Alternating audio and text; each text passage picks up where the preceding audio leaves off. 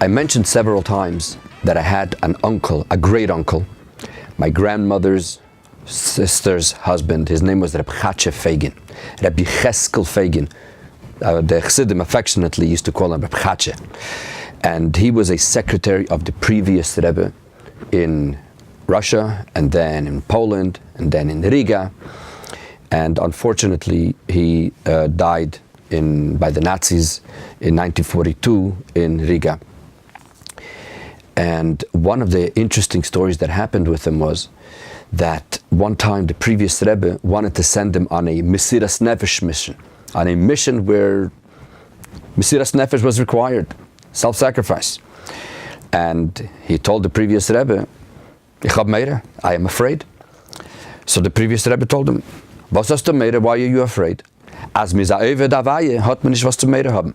When you are a servant of God, you have nothing to worry about. So the Chache answered to the Frierdiker Rebbe, No, das ist als mir sa Eved Avaye. This is all if you are a servant of God. Aber was tut man, as mir is nicht Eved Avaye? What do you do if you're not a servant of the Eibishter? So the Frierdiker Rebbe told him, I was once the same Chacham like you. Ich bin einmal gewesen derselbe Chacham as wie du. And one time my father, the Rebbe Rashab, the fifth Lubavitcher Rebbe, called me in, and he wanted to send me on a Mesiras Nefesh mission, on a mission which required self-sacrifice. So I told my father, I'm afraid.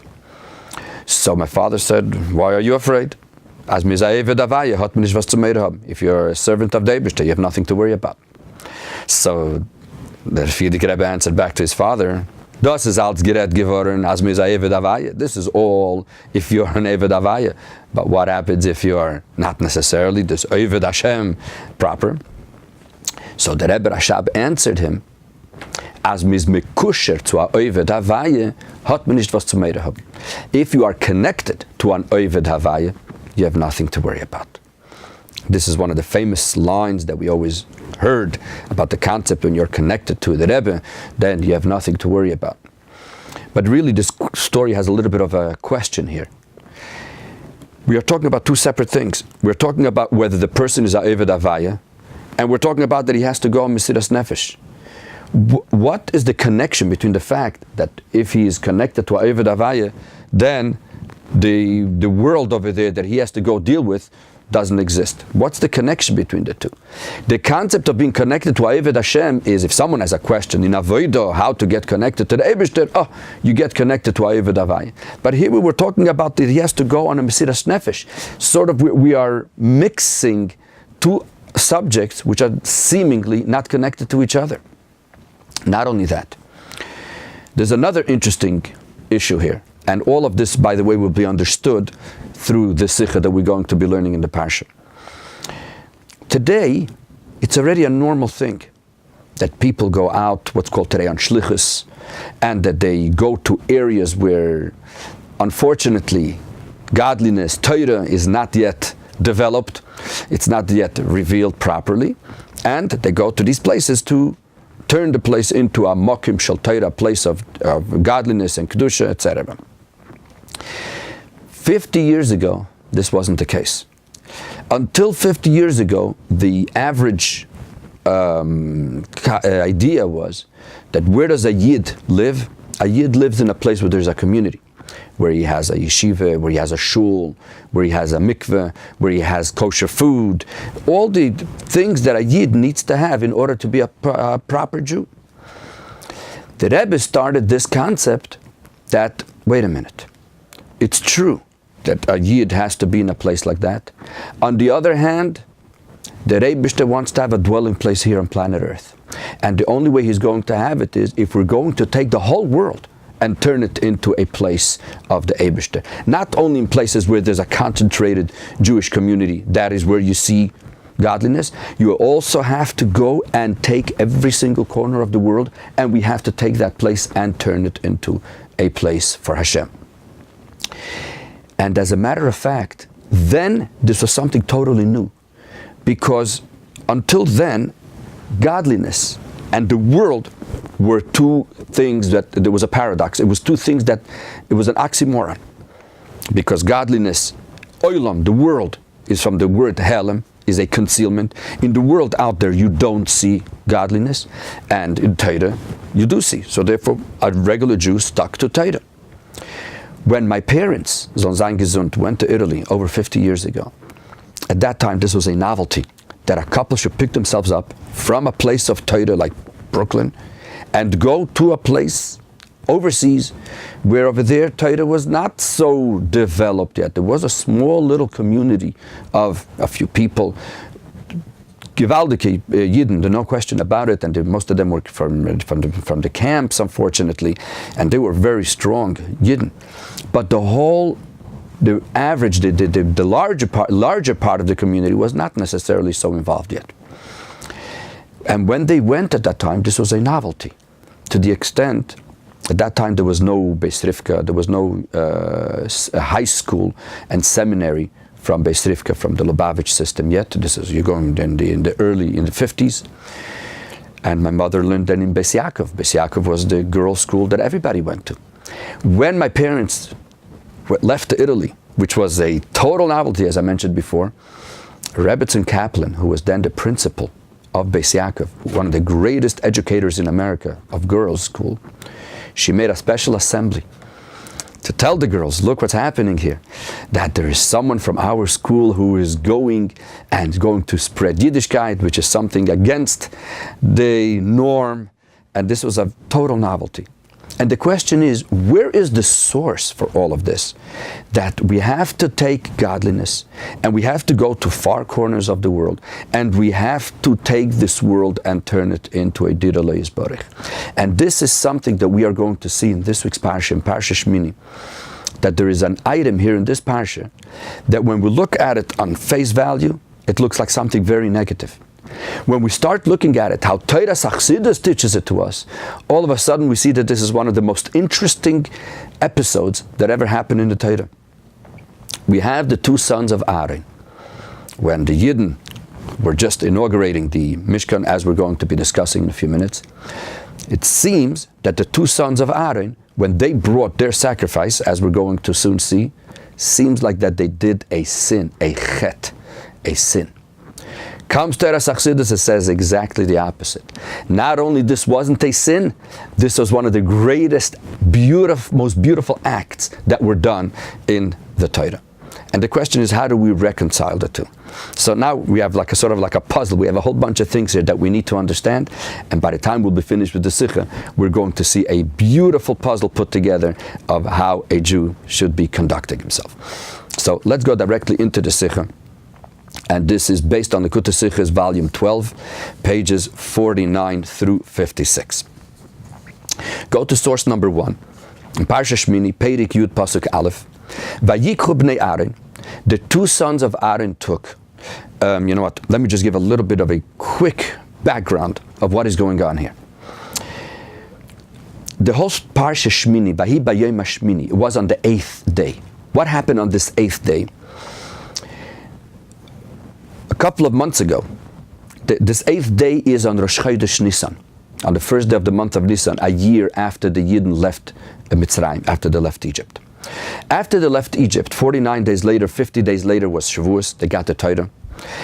Then 40 days later, Moshe Rabeinu came down with the Luchos, and unfortunately the Yidden did the Egel, so Moshe Rabeinu broke the Luchos, then Moshe Rabeinu went up for another 40 days, then Moshe Rabeinu went up for another 40 days, and finally he came down on Yom Kippur. And he came and he told the Yidden the next day that the Rebbe said that in order to atone for the story of the Egel, the Yidden should build a Mishkan. And the Yidden brought a lot of stuff for the Mishkan, and it took months and months. Finally, at the end of the month of Adar, they started putting up the Mishkan, and they started doing all the preparations and the inaugurations. Finally, on Rosh Chodesh Nisan was the 8th day of all these preparations. And this is the day which the Yidden are going to be put to the test, whether Hashem is going to accept all of this, and by this he shows that he atones for the Chet Egel or not. And as the Torah says, that finally the Yidden brought all the sacrifices and nothing was happening.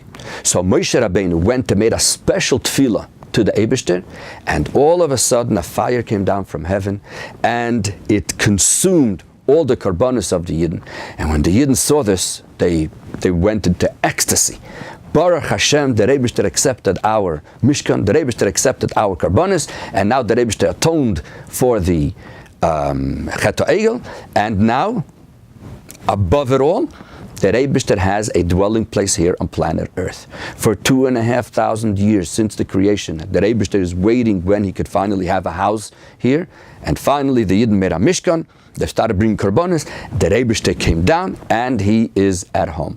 So you could imagine the ecstasy, the slavus that the Yidden were in, as the pasuk says, "Vayoreinu vayiplu al pneim." They all fell on. They just lost it, sort of, because they were so happy that the Rebbe accepted all of this.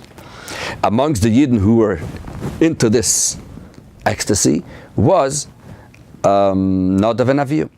What did they do that they were so happy that the Rebbe was here, and they wanted to get as close as possible to the Eibishter? Says the Torah, go to source number 1. B'nei Aharon, Nodov Avihu ish machtosei. The two sons of Aaron, they took each one their frying pan. Vayitnu bohein eish, and they put in it some fire. Vayosimu oleh keteiros, and they put on it keteiros, the incense, the spices. Vayakrivu lifnei Hashem eish zara, and they brought a foreign fire to the Eibishter, asher lo tziva oisam, that Moshe Rabeinu did not command them. The Eibishter did not command to bring this extra carbon. They did it out of hislavus, out of ecstasy, but this was not correct. So therefore, go to source, seemingly not correct. So therefore, go to source number 2, pasuk beis. V'ateitze eish milifnei Hashem, a fire came from the Eibishter. V'atoichal oisam, it consumed them. V'yomusu lifnei Hashem, and they died in front of the Eibishter. When they died, Moshe and Aharon were all standing there. What's going to happen now? Source number 3, pasuk gimel.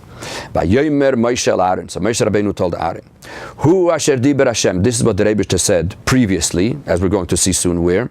Leimer, Bikroivai ekodesh, that I will be sanctified through those that are close to me. We're still going to explain that in a minute.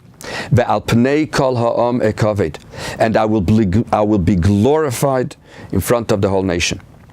And this is what happened. Now the Rebbe now became glorified when he took away Nodov and Avihu. Vayidem Aaron. Aaron kept quiet. What does this mean? Says Rashi, Hu asher diber Hashem. I'm continuing in source number 3. Hu asher diber Hashem. Heichon diber. Where did the Rebbe say this? Says Rashi, that previously in Parshas Tetzaveh, it says, V'noyadeti shamo livnei Yisrael, that the Rebbe, when he told Moshe Rabeinu all the things about the Mishkan, he said that I will convene to the Yidden over there in the Mishkan, V'nikdash bichvaydi, and this way, this will be sanctified through my honor, through my glory. Says Rashi, that it doesn't, you're not supposed to read Al tikre b'kvoidi, not that the Rebbe is going to be sanctified with his glory, elo bimchubodai, with those that make me a honor.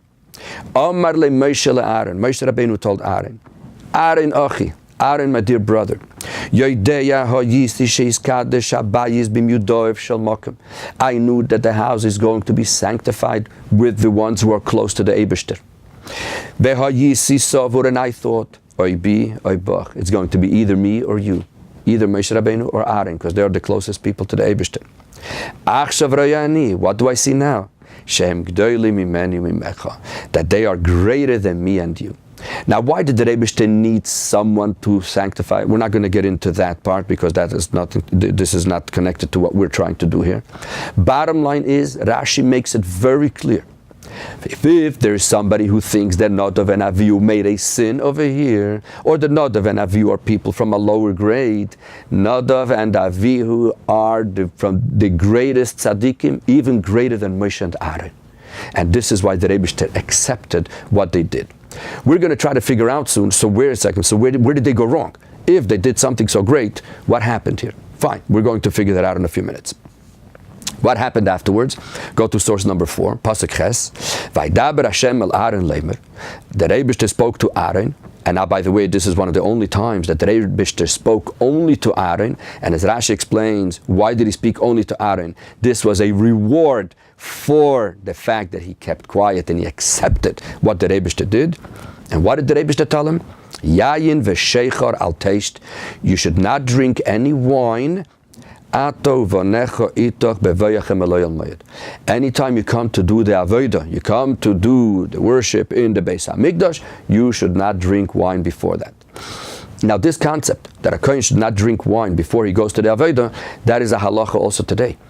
You know that every single day in davening, in shacharis, and in musaf, we say birchas kohanim. Now in chutz la'aretz, the kohanim actually go to bless only on Yom Tov. In Eretz Yisrael, they do it every Shabbos. In Yerushalayim, they do every single day that the Kohanim go up and bless the Yidden. But when do we do that? Only by Shacharis and by Musaf. By Mincha, we don't do that. Why? Because since a Kohen may have drank wine during the day, so therefore, they don't make Birchas Kohanim at that time. That's why in Simchas Torah, for example, when is Birchas Kohanim? In Shacharis. Why? Because after Shacharis, people already make Kiddush in many shul. So that's why it was made that they do Birchas Kohanim in Shacharis. Bottom line, a Kohen is not allowed to drink before the Avodah. So this is basically the story. The Yidden were in ecstasy, the Rebbeinu came down and he ate the karbonis, so the Yidden knew that the Rebbeinu was mechaper, he atoned for the Chet HaEgel. Nodov and Avihu, they were so involved and they brought their own carbon. The Rebbeinu said, oops, nope. They were not told, and the Rebbeinu killed them. And then Mitamol Moshe Rabeinu says that they are the greatest tzaddikim. We have to try to make some sense out of this whole story. Let's go back to source number 2. What happened when Nodov and Avihu brought their karbonis? Says the pasuk, "Vateitze eish milifnei Hashem vatoichal oisam." A fire came from the Eibishter and consumed them. Vayomusu lifnei Hashem, and they died in front of the Eibishter. In other words, the pasuk makes it very clear. Why did they die? Because they brought a foreign fire, an eish zara, a sacrifice that Hashem did not command. Let's go to source number 5. We're going to learn Rashi now, and this is going to make things even more complicated. And then we're going to see a beautiful, beautiful explanation on Nodov and Avihu and how this is translated into our daily lives and how to be a good Eved Hashem. Says Rashi, source number 5, Vateitze eish. A fire came out and consumed Nodov and Avihu. So Rashi brings 2 opinions here. What happened?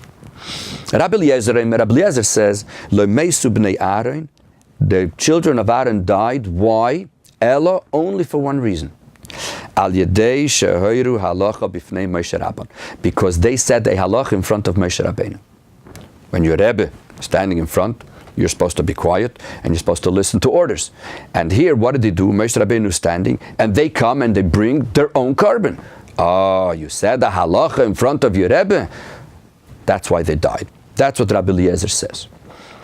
Rabbi Shmuel says no. That's not the reason why they died. They died for a different reason. They died because shtuye yayin nichnesu lemikdash. Because they went into the Beis HaMikdash and they were drunk. They were intoxicated. And therefore, they died. What's the proof that that's what happened? Teida, I'll prove it to you. Because after they passed away, after they died, Hizir HaNisarim, the Rebbeinu warned the ones who are left over, that they should not go into the Beis HaMikdash while they are drunk. So therefore, we understand that this is what happened because of the proximity, because they just died. And the Rebbeinu tells Aaron that Kohanim should not be drunk when they go into the Beis HaMikdash. Oh, so we understand that that's what happened. Then Rashi says, and if this is not clear enough to you, mashal. I'm going to give you an example. What's the mashal? Mashal a melech, an example from a king, shehoyoloi ben bayis, that he had someone from his household that took care of his house, v'chulu, etc. Kedeisa bevayikra Rabba, as the mashal is in Medrash Rabbah. This is basically what Rashi says. The pasuk says, why did the children of Aaron die? Because they brought a foreign fire. Comes Rashi and says, no, that's not why they died. Why did they die? Either, according to Rabbi Eliezer, because they said a halach in front of Moshe the Rebbe, and you're not allowed to do that, or because they were drunk when they went into the Beis HaMikdash, into the Mishkan. This is what Rashi says. The Rebbe asks a myriad of questions on this Rashi, but we're just going to take 3 or 4 of them in order to get the story here. the pasuk makes it very clear that why did they die? Because they brought a zara, they brought a foreign fire. Rashi comes and says, no, that's not why they died. Maise because they said a halach in front of Moshe Rabeinu, or because they were drunk. Where does Rashi take all of this? Usually when Rashi says something is because there's a question in the pasuk, and because of that question, Rashi has a pshat. What he says here, the pasuk is very clear. They brought a foreign fire so that Eibishter punished them. How does Rashi say it? No, what they brought the foreign fire, that's fine. The question is, why did they die? Because they said halach in front of Moshe Rabeinu because of they're drunk. Well, what does one thing have to do with the other? Where does Rashi take it from? Not only that, we learned many times the klal, the general rule that the Rebbe gave us. When Rashi brings two pirushim, two explanations. Why? Because there is not one simple way how to explain the pasuk. I'll give you an example. The example that we usually give when somebody wants to buy a house. There are two things that he looks for. He looks for location and he looks for price. These are the two basic things that he's looking for. Unfortunately, most of the time, we have to compromise. Either you find a good location, but the price is a little too high, or you find an excellent price, but the location is not so good. So therefore, what we do is we sort of balance it out. We give in a little bit on the location, we give in a little bit on the price, and then we are able to buy the house. There are certain things in the pasuk that we are not exactly sure why the Eibishter said it so. So therefore, and we have a question. So therefore, Rashi brings a certain explanation, but that explanation alone is not enough. So therefore, Rashi will bring also a second one. But there's a problem also with the second, so we will go back to the first. Between the first and the second, we will be able to have a clear picture. So the question here is, what is the problem with the first explanation? What is the problem with the second explanation? And how does one enhance the other?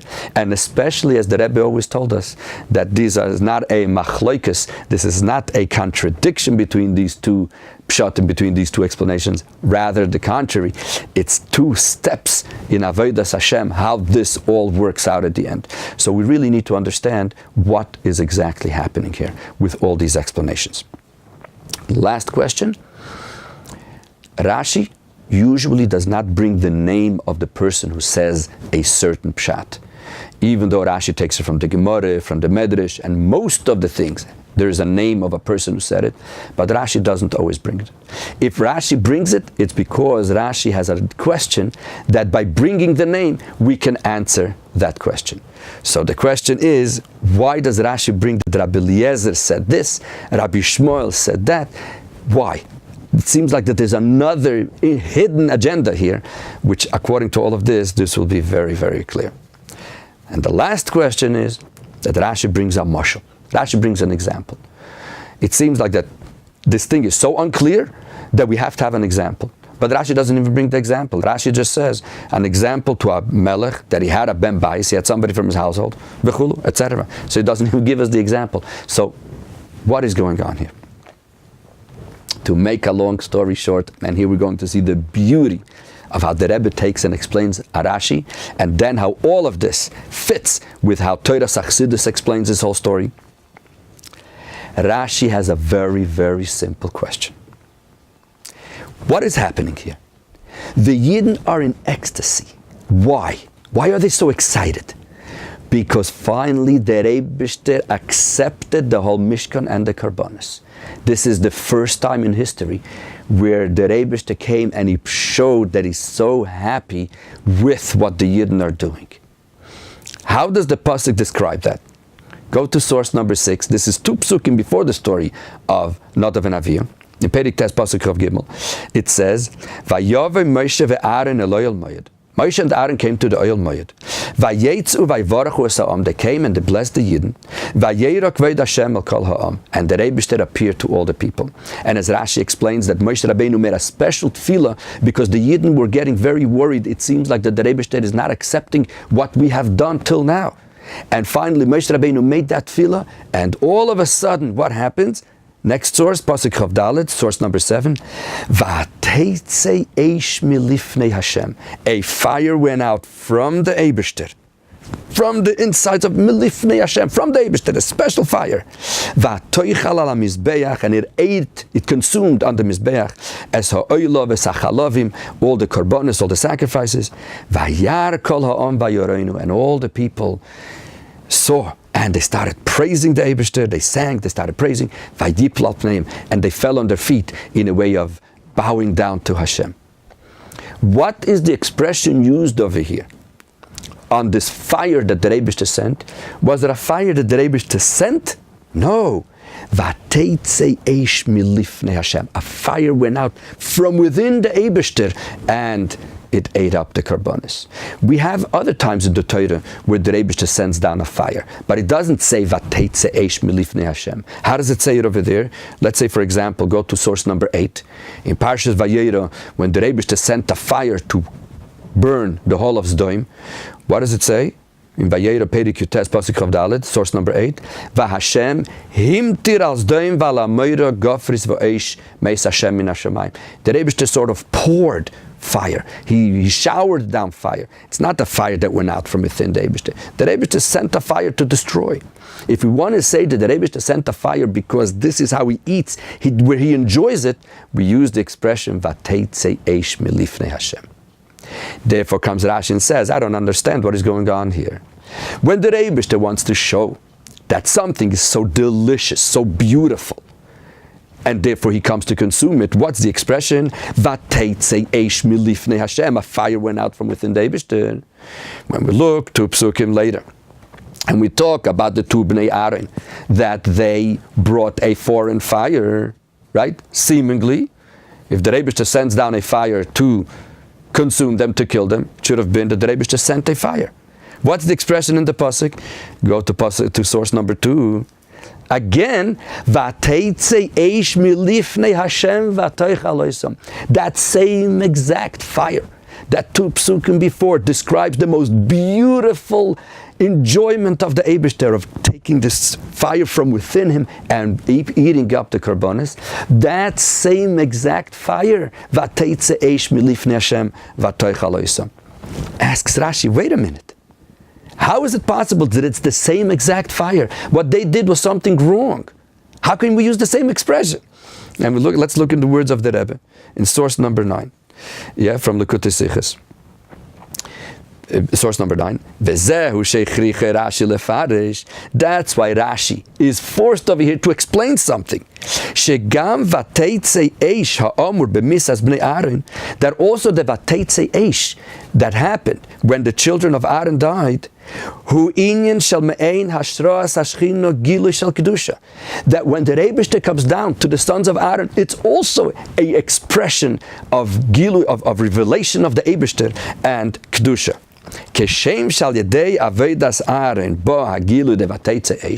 Just like when Aaron brought the karbonis, what did it evoke by the Eibishter? Vateitze eish milifnei Hashem. A fire went out from the Eibishter.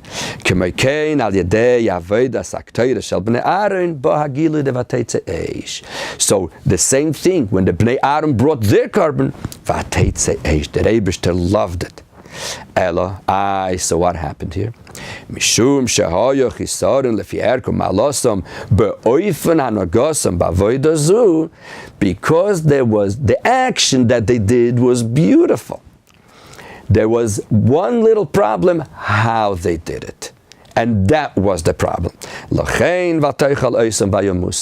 That's why the fire consumed them and they died. But what they actually did was something very, very holy. So now we come and see something very interesting. That even according to the Pshat in the Pasuk, what Nodov and Avihu did was exactly like what Aharon did. Beautiful, perfect. The problem was how they did it, and they're going to be teaching us something very, very interesting. So the question is, so why did they die if they did something so beautiful? Therefore, Rashi must come to a different reason why they died. Not because they brought a Eish Zara, because the Eish Zara was fine. What did it cause? Vateitze eish milifnei Hashem. So it was definitely fine, that sacrifice that they brought. There was something else that happened here that got them to die. What was it?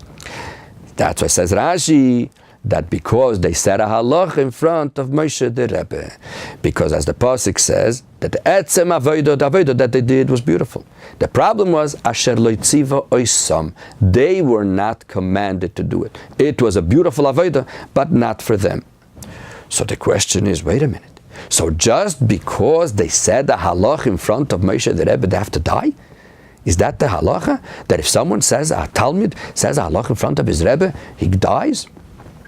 That's why Rashi answers that who said this? Rabbi Eliezer. Why? If we go to the life story of Rabbi Eliezer, we'll find a very interesting point. Go to source number 10. The Gemara says in Brachas, Daf Chav Zayin Amud Beis, Omer Rabbi Eliezer. When someone says a halacha that he did not hear from his Rebbe, he will cause that the Shechina should go away from the Yidden. If you, chas v'shalom, someone does something like this, that the Shechina could go away from the Yidden, then he has to get a very, very big punishment. And this is the reason Rashi says that why did they take pass away? The Avodah was beautiful. The problem was that they said a halach in front of Moshe the Rebbe. This was the problem, and that's why Vayamus. But if that's the case, then we have a question the other way. Wait a minute. What they did when they said against Moshe Rabeinu causes that the Shechina should go away. The ketayres that they brought, what did it cause? Vateitze eish, that the Rebbe did come down to eat the karbanis. So wait a minute. Did Nodov and Avihu accomplish that the Shechina comes down, or did they push away the Shechina? Which one of the two did they do? So something over here is not 100% clear. So therefore comes Rashi and says, I'll give you a different reason. The different reason is because they went in and they were drunk. They weren't yet told. Why did they get killed? Because they went into the Beis HaMikdash that they were drunk. They weren't yet told that. That's why comes Rashi and says, I'll give you a mashal. What's the mashal? The mashal is of a king who had a ben bayis. What happened to this king? What does Rashi? Let's go to source 11. Let's see what the Medrash says, and then we will be able to understand it beautifully. The Medrash says, Vayikra Rabba Parsha Yud Beis, the beginning. There was a king who had a ben bayis, he had a person who took care of his household, and he was trusted. Then he found him that he was straying zach over there in certain places where he shouldn't be going. Came the king and he chopped his head off quietly. And he appointed another ben bayis instead of him. And we don't know why did he kill the first one. But from what he commanded the second one, the one who took over, when he told him, do you know that the person who takes care of the king's palace shouldn't be draying zach in certain places? Now we understand why he killed the first one. In other words, what the Rebbe is saying over here, that someone who is a ben bayis, somebody who is from the household of the king, he has to know what is protocol. You don't necessarily have to teach him every single detail. The mere fact that a person belongs to the household of the king, he is already expected to know wrong from right and right from wrong. So therefore, since Nodov and Avihu, as Moshe Rabeinu said, Bikroi Vayakodesh, they were the closest people to the Eibishter. So even though they weren't yet told about the halacha of that you're not allowed to drink any wine, still and all, says the Eibishter, they should have known that on their own. Why? Because they are ben bayis, they are from the household of the Eibishter, they are very close to the Eibishter. So now comes a question on this, Pirush. Because they should have known that a person from the Eibishter household should not be drunk, should not be, as we're going to explain soon what the concept of drunk, why were they drunk? But therefore they already get killed? Wow, that's a pretty big one. Therefore says Rashi, who answers this, Rabbi Yishmael. What was Rabbi Yishmael? Go to source number 12. The Gemara says in Chulin, Rabbi Shmuel was a Kohen Gadol. What was something that he was known for? Kahane Mesayeya Kahani. He was a Kohen that always helped other Kohanim. What does it mean he helped other Kohanim? He made it easier for them, says Rashi. Tamid hu oizron umeik lohem. He always makes it easier for them. The same thing over here. What does Rabbi Shmuel do? Rabbi Shmuel is trying to show how that the sin that the Bnei Aaron did was something very, very small. What was it? That they drank wine, and even though the Eibishter had not told them yet, but they should have known. Look what kind of big tzaddikim they are. That the Eibishter expected them, because they are so close to him, to know things on their own. So now we understand why they passed away, because there was something that they did within that was not proper for someone from the household of the Eibishter. But if that's the case, this pshat doesn't make sense with the pasuk, because the pasuk makes it very clear that vayakrivu eish zara, that the problem was with the actual carbon that they brought, not because they were drunk, which has nothing to do with the actual carbon. It seems that the reason why the Eibishter killed them is because there was a problem with the actual carbon. So how could you tell me that the reason is because of something totally on the side, which is that they were drunk? Therefore comes Rashi and says the first pshat. What is the first pshat? That the reason is because they brought this carbon without asking Moshe Rabeinu, because hayru halacha bifnei Moshe Rabbon. So therefore we sort of have a balance here. What they did, let's summarize this very briefly. What they did was perfect. What's the proof that what they did was perfect? Because vateitze eish milifnei Hashem. The Eibishter treated their carbon just like the karbonis of Aaron. Just like by the karbonis of Aaron, two psukim before. The Eibishter vateitze eish milifnei Hashem. The Eibishter sent out this beautiful fire from within him and ate the karbonis. So too the Eibishter sent the same exact fire to eat up what Nodov and Avihu did. So we know that what they did was excellent. Now we have to try to figure out, so why did they die? So first Rashi says, why did they die? Because while the Avodah was beautiful, it was not something that Moshe Rabeinu told them to do. They did that on their own without Moshe Rabeinu's permission. And when someone does something without Moshe Rabeinu's permission, he accomplishes that the Shechina should go away, and that is why they got that punishment. But the question is, such a big punishment for doing that? And therefore Rashi says, the second pshat. What's the second pshat? That they had drank wine. And because they drank wine, they should have known better that you're not allowed to do that. But the question comes on this one also. So just because they should have known better, that is why they died. That's why Rashi says and gives the first pshat. That because they said a halach in front of Moshe the Rebbe. So this is how we have sort of a balance between the two. So that the bottom line is what they did was beautiful. How they did it, there was a problem. But now comes the $1 million question. Did they do something correct or didn't they do something correct? And the pasuk seems to make a contradiction here. In the beginning of the pasuk, it turns out that what they did was beautiful because it brought out a fire from the Eibishter, from within the Eibishter, just like the other karbonos. On the other hand, the Eibishter took them away because they did these two things which were not correct. So, did they do it correct or not correct? Number one. Number two, is the Torah here out to say something good about Nodov and Avihu or not?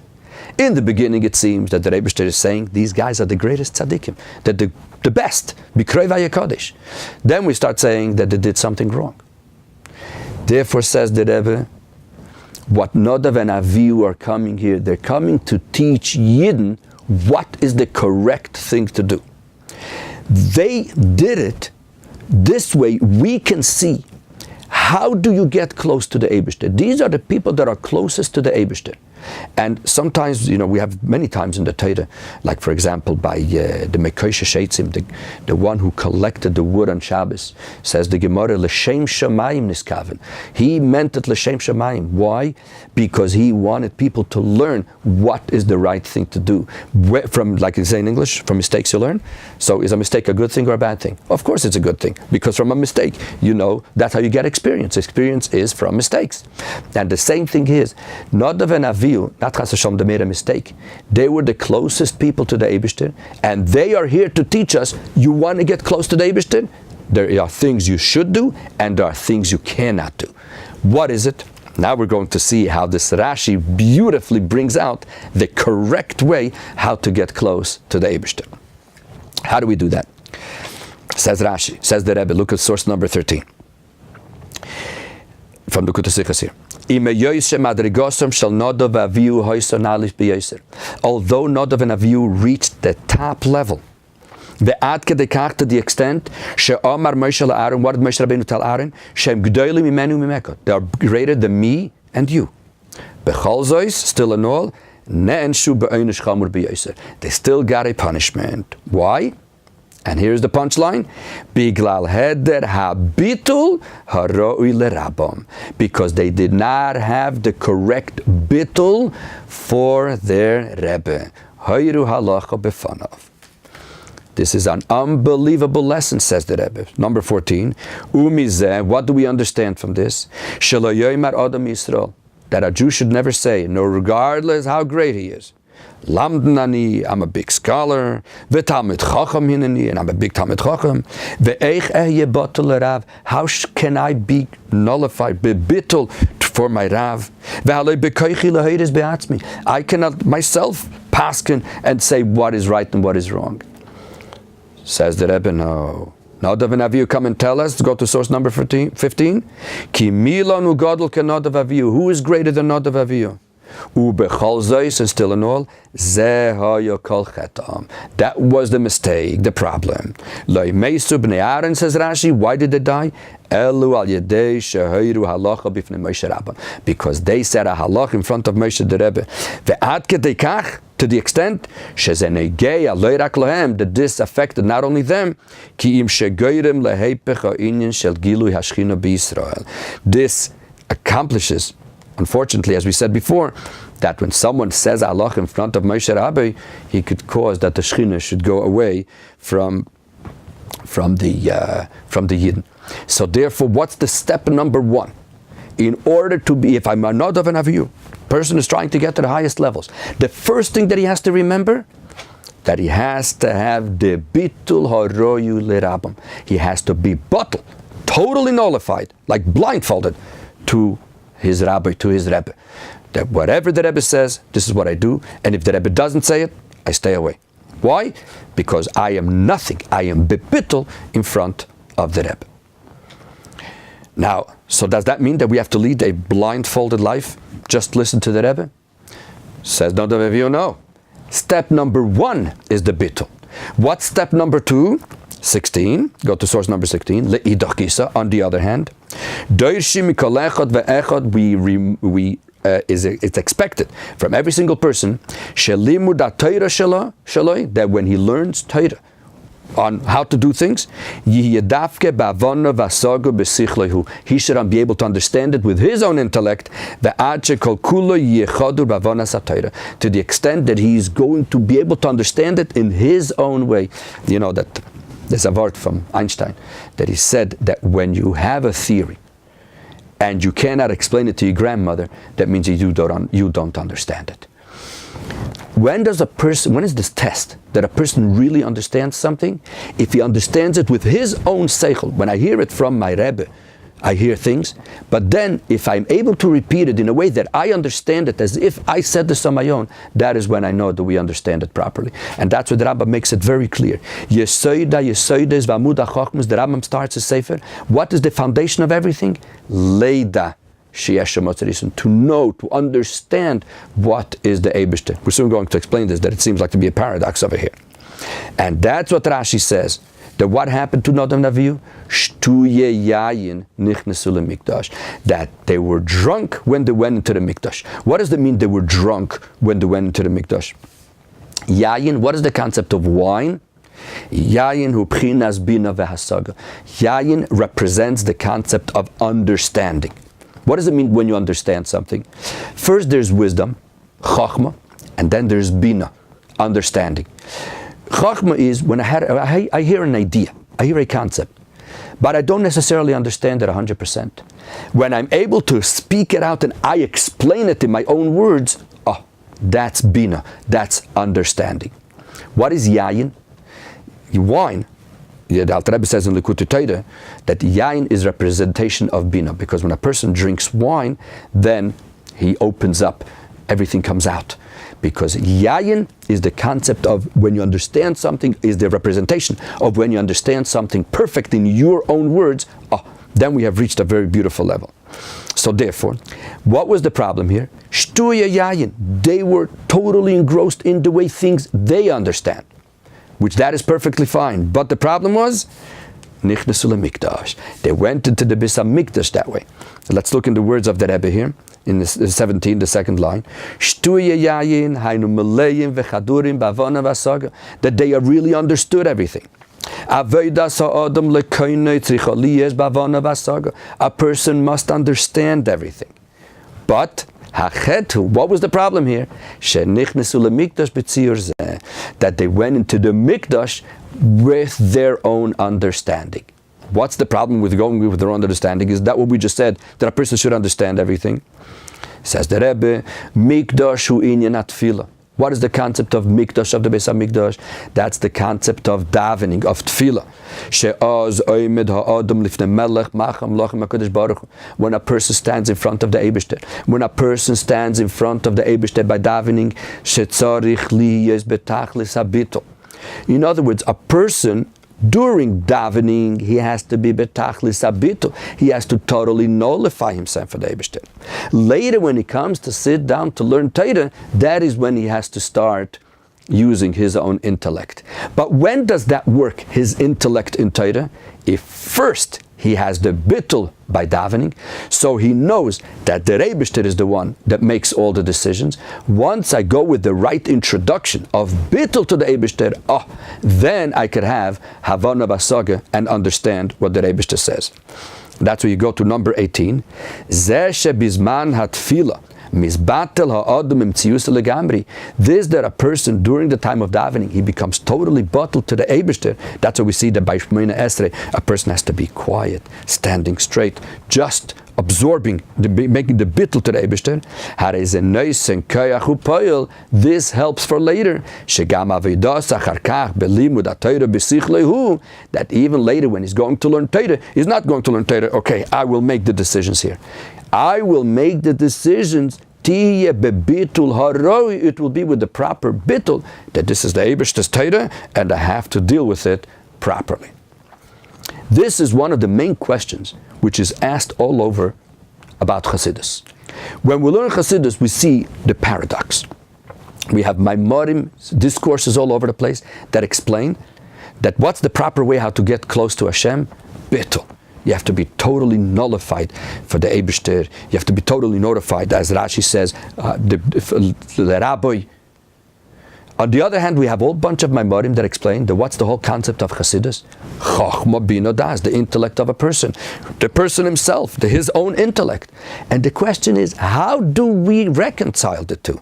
We have bittul and we have our own understanding, which is a contradiction to each other.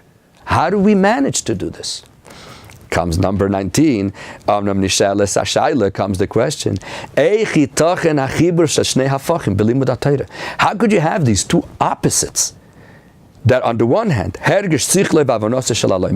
the Rebbe wants to know, what do you think? What does the person think when he tries to figure out a certain halacha? And at the same time, bitul metziyusei, that a person should be totally nullified to the Rebbe. The two things just don't make sense. And says the Rebbe, Hatshuva nitenes behemshech pirush Rashi lehalon. This is what Rashi explains. The first pshat in Rashi is that you have to have bittul, yet you're not allowed to do anything in front of Moshe Rebbe. The second pshat in Rashi comes and says the second point, that shtuya yayin. After that, you have to have your own seichel. How do we reconcile the two? Either we listen to the Eibishter or we listen to ourselves, either one. And says Rashi, Marshal Melech Shehayalei Ben Bayis. They were talking about a Melech that he had a Ben Bayis. Mikiv and Shamedu Bibnei Israel Sheheim Ben Bayis Shel Melech Machem Lachem HaKadosh Baruch Hu.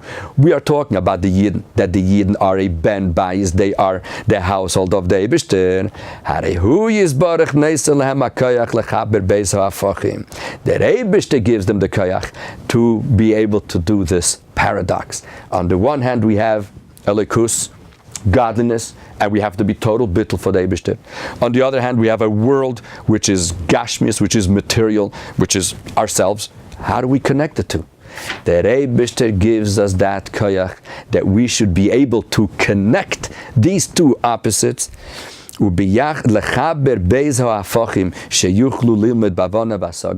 the Rebbe gives us the power to be able to connect these two types of things. On the one hand, to understand it with our own intellect, and at the same time to be totally nullified.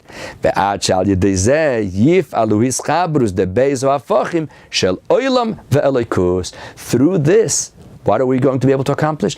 That we are going to be able to connect Elikus, godliness, and the olam, the world, and make a blend between the two. Why? Because we are paradoxal people. We are oxymorons, Yidden. Because a Yid is neise beis hafachim. The Rebbe gave us that, as we discussed on the Shir on Chanukah and other times, that when Mashiach will come, what are we going to say? It says in Tehillim, we say it before benching many times, Shir HaMalois, Beshuv Hashem es Shivas Tzion, when we are going to come back to Yerushalayim, what are we going to say? Hayinu kechoilmim. We were like in a dream. The whole Golus was like a dream. Why like a dream? What happens in a dream? In a dream you have opposite things that happen. A person flies, you see all kinds of strange things in dreams. Why? Because dreams is a time when two things that seemingly have no connection to each other become one. And the same thing. On the one hand, the world is something which is total opposite of godliness. The world is a concealment. Olam miloshen helam, it conceals godliness. When you walk out in the street, you don't see anything that has to do with God. On the other hand, who is the creator? The Eibishter, Elikus, something that is spiritual. Spiritual and material have no connection to each other. Comes the Eibishter and says, yes, I am spiritual. I made a world which is material. And where do I want to live? In this material world. And who do I give this job to take these two things which are total opposites and put them together? Who do I give this to? To the Yidden, that they are the ones who have to do this job. Who teaches us how to do that? Nodov and Avihu. Nodov and Avihu came and they wanted to get as close as possible to the Eibishter. And the Eibishter wants that. This is what the Eibishter expects from every single Jew, to get as close as possible to the Eibishter. However, there's a process. Process number one is you want to get as close as possible to the Eibishter. First of all, as we said before, in source number,